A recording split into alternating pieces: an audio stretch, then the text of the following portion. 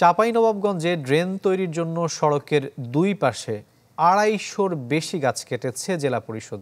সড়ক ও জনপদ বিভাগের দাবি যে রাস্তার একপাশে ড্রেন করার জন্য দুই পাশের গাছ কাটা পুরোপুরি অমূলক। তবে জেলা পরিষদের দাবি কোনো কিছুই নিয়মের বাইরে করা হয়নি।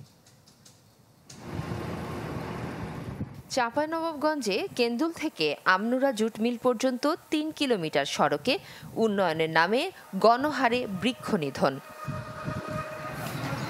সদরের ঝিলমিল ইউনিয়নে সড়কের পাশে ২৫০ মিটার ড্রেন নির্মাণের কাজ শুরু করে সড়ক ও জনপথ বিভাগ। ড্রেনটি সড়কের এক পাশে হলেও গাছ কাটা হয়েছে দুই পাশেরই। এতে স্থানীয়দের মাঝে দেখা দিয়েছে ক্ষোভ। দুই পাশের গাছই বড় বড় গাছ, যেটা ২-৩টা লোকও বেড় পাবে না। হ্যাঁ, এত মোটা মোটা গাছগুলো কেটে সাবাড় করে দিয়েছে।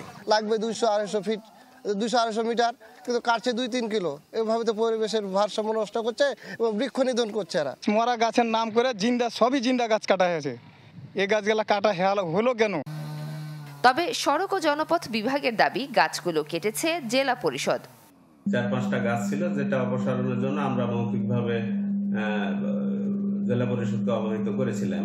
সেই অনুযায়ী তারা ৪-৫টা গাছ অপসারণ করেছে। তবে জেলা পরিষদ কেন রাস্তার দুই পাশে ২৫০ মিটারের বাইরে গাছ কাটছে, সেটা আমাদের বোধগম্য নয়। বরেন্দ্র বহুমুখী উন্নয়ন কর্তৃপক্ষ BMDA বলছে গাছগুলোর মালিক তারা, এজন্য তা না কাটতে জেলা পরিষদকে চিঠিও দেওয়া হয়েছিল।